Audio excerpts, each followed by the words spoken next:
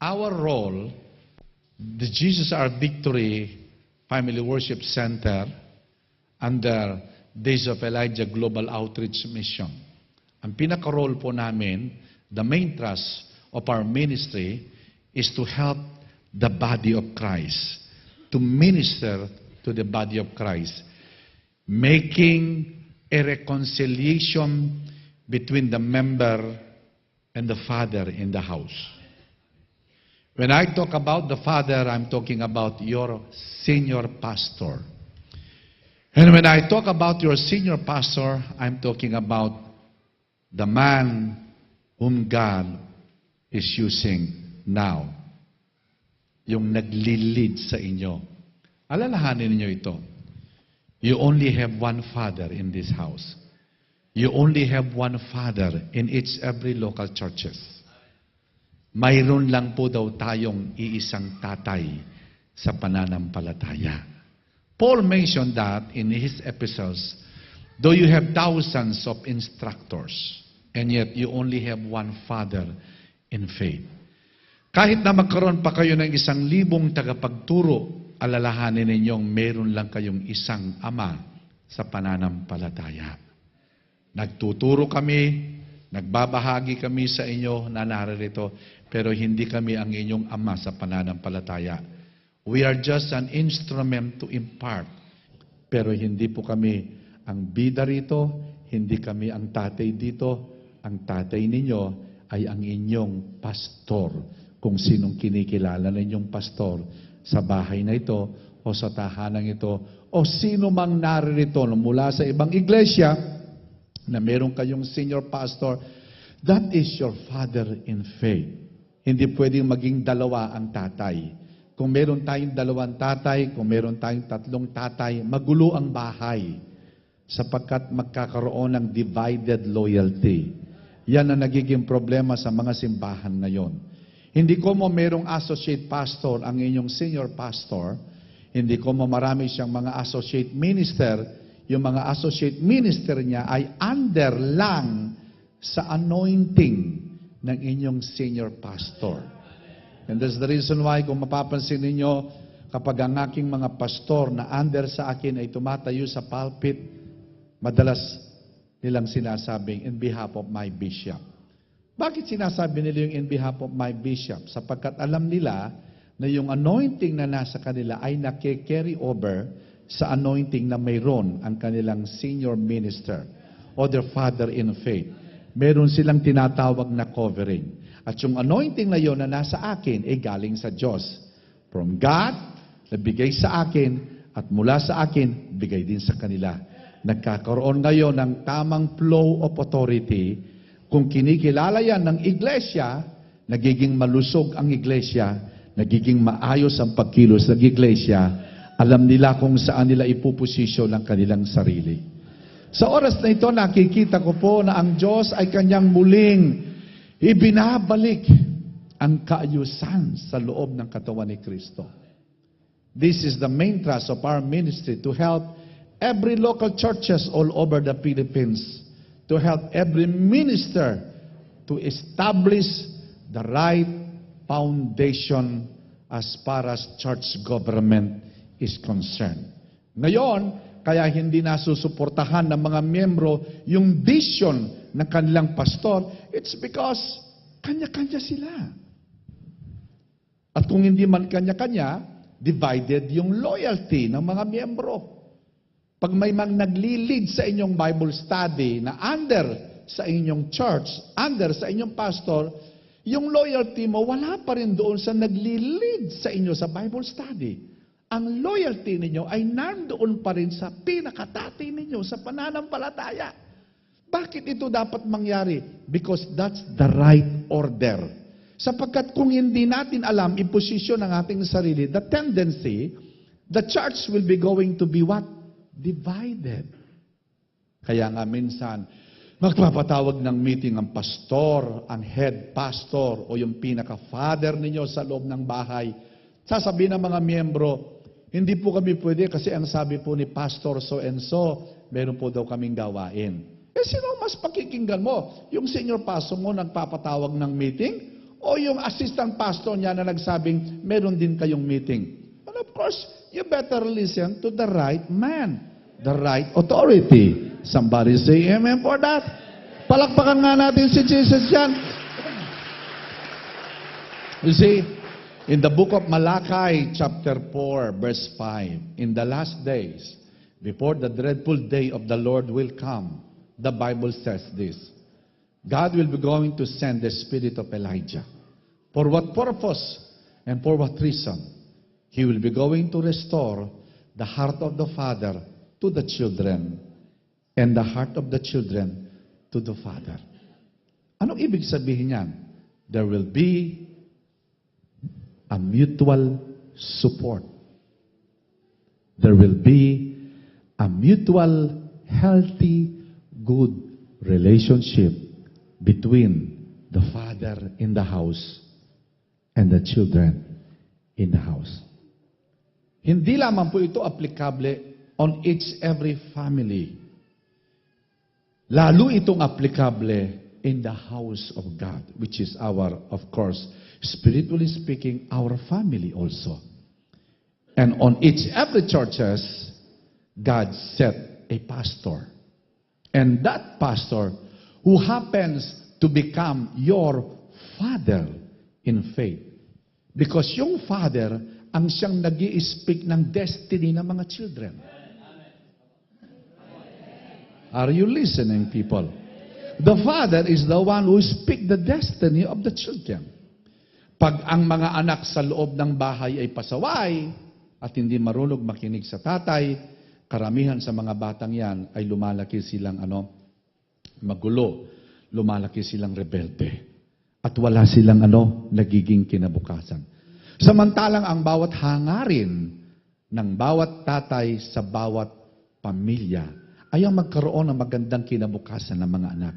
Ang problema sa mga anak minsan ay hindi nakikinig sa tatay. Samantalang ang tatay ay nagbibigay ng destiny, gabay para sa mga anak. Halimbawa, sabi ng tatay, anak, prayer ko sa Diyos, gusto kong maging doktor ka. Yan ay mga halimbawa lang na ang tatay ay nag-i-speak ng destiny sa kanyang anak. Gusto ko maging kang pastor, nag-i-speak ng destiny. Gusto ko maging kang abogado, nag-i-speak sila ng destiny sa kanilang mga anak. Bagamat ang mga anak ay may mga kanya-kanyang desisyon, at least ang mga magulang, lalo na ang tatay, ay nagiging gabay para sa kanilang mga anak tungo sa kanilang patutunguhan. Going back to the church, ang inyong pastor, the head or the senior minister who happen to be your father in faith, they are the one actually who speak the destiny of the children. And the children, of course, must learn how to support the vision in the house. We cannot support the vision in the house not unless we will, of course, support the vision of your father.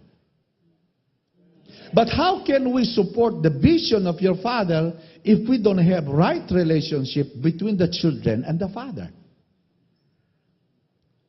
Ano ang karamihan o common issue ngayon sa loob ng simbahan?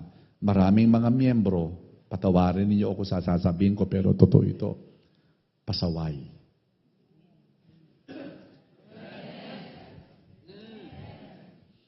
Sabi ng pastor, mayroon tayong meeting alas 7. Tingnan niyo yung mga pasaway. Dumarating alas 8. Di ba?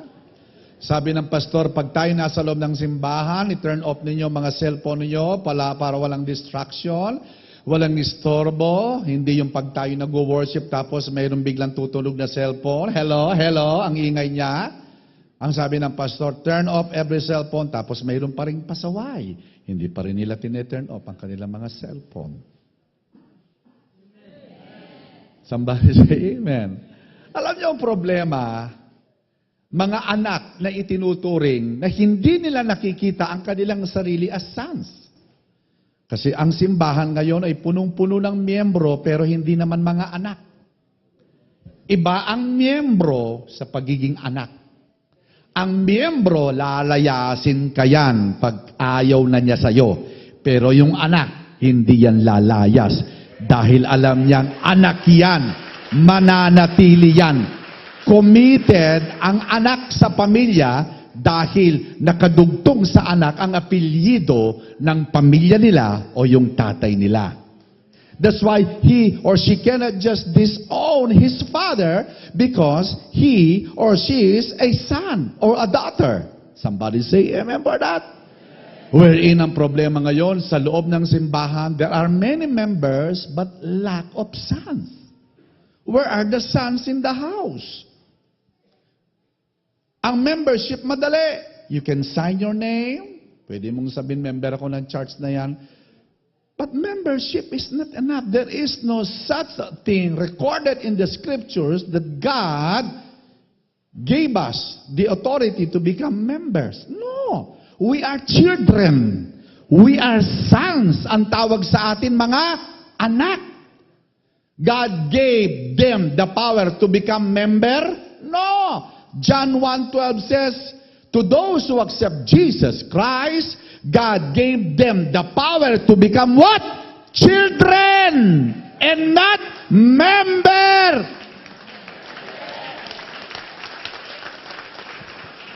Pag miyembro kasi mahilig mag-compete, pag miyembro mahilig makipagkompetensya.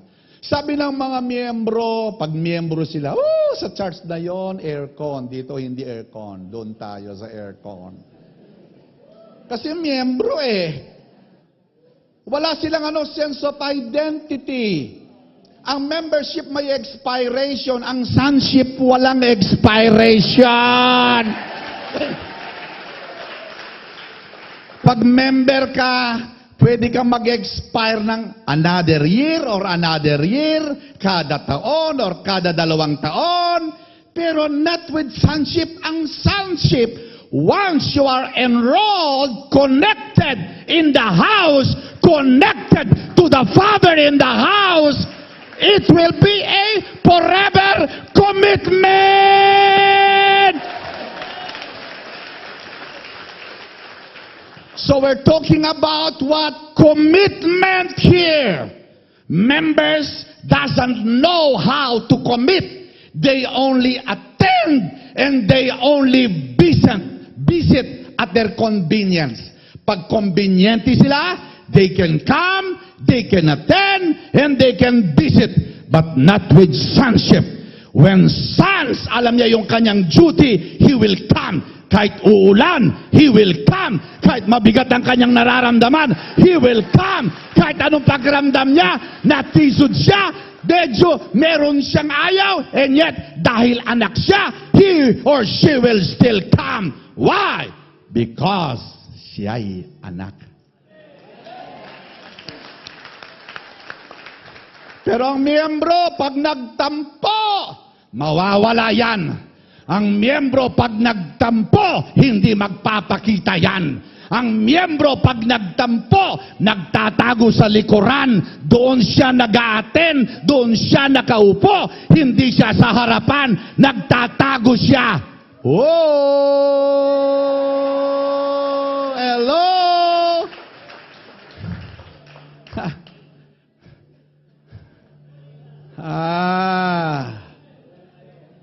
Alam mo yan ang problema. Makinig kayo. Kaya walang asenso sa loob ng bahay ng Diyos. Gusto ba niyong malaman ng dahilan bakit? Bakit hindi nagpo-prosper ang mga anak?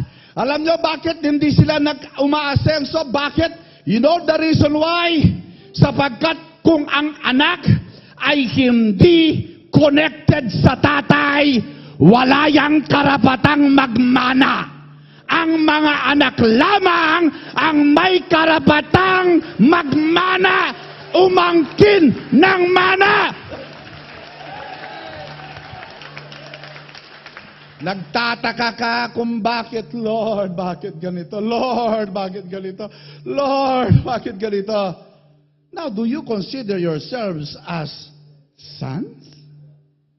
If you are sons, you are heir. The word heir means tagapagmana. If children, Romans 8 says, you are what? Heir. Pag anak, tagapagmana ka. Meron bang miyembrong tagapagmana? Wala. Maaring may katulong kayo, kasambahay kayo sa bahay ninyo, pero hindi yan kabahagi ng pamilya. Member siya, marahil, doon sa pamilya ninyo, pero hindi anak. Sinong unang magmamana? Anak. Alangan ba naman ang katulong ang magmamana ng lupain? Ang anak ang magmamana. You better watch out. You better pray. Mag-decide ka bago matapos ang 2 araw na ito. Member ka ba? Guest ka ba? Visitor ka ba? O anak ka? Now, if you consider yourself as anak, magtino ka na.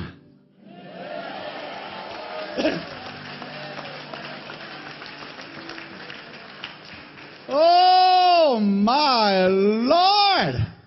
The Lord says God will be going to send the spirit of Elijah. There is a new anointing, not the literal Elijah, but the new anointing that is about to move to invade the church once again, to stir up every children, stir up the heart of every children. Glory! Glory! Ang muling kalaw-kawin ng puso ng mga anak sa loob ng tahanan upang sila ay makarealize at makaisip-isip.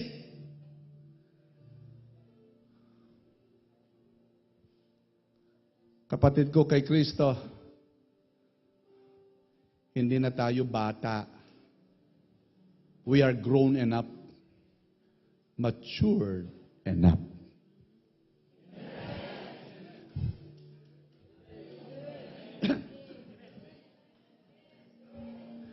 Hey.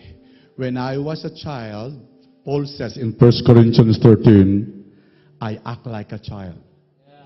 I talk like a child.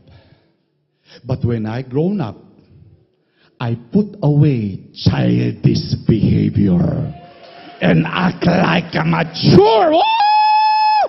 Come on, come on, come on! You know what? Kasi ang mga anak, normally, pag bata yan, nagkakalat sa bahay. Yung iniipon ni nanay, kinakalat niya. Nag-aayos si nanay, nilalagay niya yung mga bangko, yung mga libro, yung mga laruan, doon sa mga estante, inaayos yung mga dapat ayusin. Pero yung anak, anong ginagawa ng anak? Kinakalat. Tagapagkalat. Kaya nga sa loob ng bahay, maraming tagapagkalat ng chismis.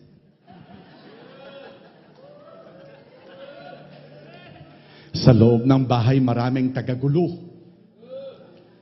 Yung tatay, inaayos ang lahat. Hindi, dito yan, ito, tama, ito, dito. Sabi, hindi, dito, ito, gusto ko. Ginugulo yung inaayos. Kapapayo lang ng pastor sa miyembrong medyo na-offend. Naliwanagan yung miyembro dahil napayuhan siya. Salamat po, pastor, naliwanagan ako. Sorry po, sorry. Dumating yung tagapagkalat. Anong sinabi sa iyo ng pastor?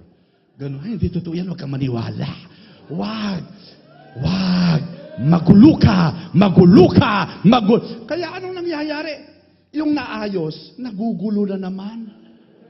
Yung na-reconcile, ginugulo na naman. Kapatid, walang anak sa loob ng tahanan na tagapagkalat o tagapaggulo. Ang mga anak ay nakikiisa na itinatayo ang tahanan! Remember this, when the Master came here 2,000 years ago, He knew that after He will be crucified. After the crucifixion, after He died on the cross, alam niya kung ano magiging resulta ng kanyang death and resurrection. You know what? Kung ano naging resulta ng death and resurrection niya, salvation to mankind, deliverance, forgiveness, and then, lumitaw ang church.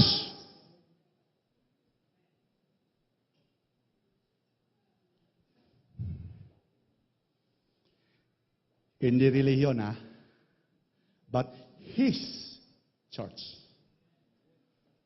Nagiging relihiyon lang ng isang bagay pag inaangkin mo na. Pero kung kinikilala mong His church, malayo maging relihiyon yan.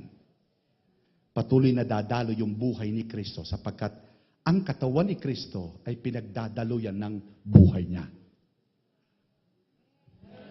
Buhay niya ang nakikita. Kaya nga sa loob ng katawan ni Kristo, yung mga pinagdadalo yan ng buhay ni Kristo at hindi sa ngalan ng relihiyon. Alam mo kasi sa relihiyon, pwede kang magkunwa-kunwari Kaplastikan. Sa relihiyon, nandyan yung hypocrisy. You can act what? Religious. Nakasulat ba yan sa Biblia, Bishop? Nakasulat. You can read it in Timothy chapter 3 verse 5. Having a form of religion and yet they deny the power to change them, to transform them. There are so many people like that in the house of God. They act religiously, driven by the religious instinct. Nadadala lang sila sa kanilang religious instinct. And yet, dahil hindi sila dinadaluyan ng buhay ni Kristo, dahil hindi dumadalo yung buhay ng anak ng Diyos sa kanila, alalahanin ninyo nang naborn again ng Kristiyano, that is a supernatural rebirth. Nang naborn again kayo, hindi kayo nakimembro o umanib sa isang iglesia kaya kayo naborn again. Hindi kayo maboborn again ng church na ito. Ang Diyos lang ang pwedeng makagawa ng karanasang maborn again kayo.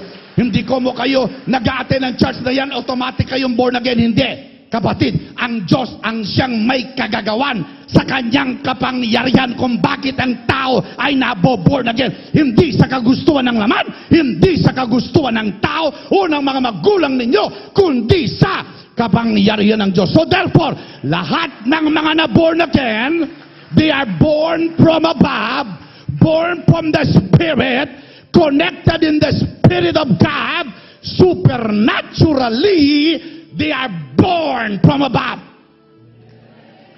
Kaya nga, alam na alam mo yung mga born from above. The Spirit of God dwells, lives. That's why Paul says in the book of Galatians chapter 2 verse 20, it is no longer I who live in this body, but Christ in me. At one time in the epistles, Paul says, Christ in me, the hope of glory. So he keeps talking about Christ in me. It's not religion. We are driven by the life that is within us. We are not being driven by our religious instinct. We are being driven by the life. Ang tumutulak at ang umuudyok sa inyo, buhay. Kaya nga, nagiging madali sa atin lang sumamba dahil may buhay kayong umuudyok sa inyo para kayo sumamba. Ang manalangin dahil may buhay na umuudyok sa atin sa kapangyarihan ng Espiritu para tayo makapanalangin. Iisang Espiritu ang tinanggap ng Iglesia. It's the Holy Ghost. Hindi kayo pinamanahan ng masamang espiritu. Ang ipinamana sa atin pagkatapos natin tanggapin si Jesus ay walang iba kundi ang banal na espiritu. Come on, come on, come on, come on, come on, come on, come on. We receive one spirit, the Bible says. Not multiple spirit, but one spirit. You remember what the Bible says in the book of Romans chapter 8? Shh, pay attention. To those who are led by the Spirit, they are what? The children. They are the children. They are the sons. What? They are led. Why they are led? Because they have the Spirit living in them. Kaya nga sa loob ng simbahan, kung bakit minsan may tampo, pero hindi nagtatagal ang tampo. May expiration. Bago lulubog ang araw, nag-e-expire yung tampo. Pag nagalit, hindi pwedeng magtagal yung galit. Mag-e-expire yung galit, inoorasan yan. Bago lumubog, bago mag-sunset, nag-e-expire yung galit. Bakit kaya? May buhay ka sa loob na umuudyok at sasabihin magpatawad ka na. magpakumbaba ka na. Sasabihan ka ng Espiritong nakatira sa iyo, magpakumbaba ka na, humingi ka na ng tawad. At sasabihan din ng Espiritong nakatira doon sa taong nasaktan, magpatawad ka na kasi Ang totoong Kristiyano sa loob ng bahay ng Diyos, hindi pwedeng hindi yan magre-reconcile kahit na minsang mayroong tampuhan at hindi pagkakaunawaan. Makinig. Alam nyo bakit? Iisang espiritu lang ang nakatira sa kanila. Yung espiritong magsasabi dito, magpakumbaba ka na anak. Ang sariling espiritong magsasabi dito, magpatawad ka na anak. Alangan ba namang sasabihin ng Holy Spirit, magpakumbaba ka na anak. At sasabihin ng Holy Spirit dito, huwag kang magpatawad. Wag. Hindi mo pa kaya. I-delay mo ang forgiveness mo. Maghintay ka pa ng 1 week. Ang tanong ko, anong spiritong bumubulong sa'yo? Alangan ba namang bubulungan ka ng Holy Spirit na huwag magpatawad, samantalang nagdala ng kapatawaran dito si Kristo nang siya'y pumarito? Hindi! Sasalungatin ng Holy Ghost ang turo ni Kristo dahil ang sabi ni Jesus Christ, ang lahat ng sasabihin ng Holy Ghost at ang ituturo ng Holy Ghost sa inyo ay yaong mga narinig lamang niya sa akin.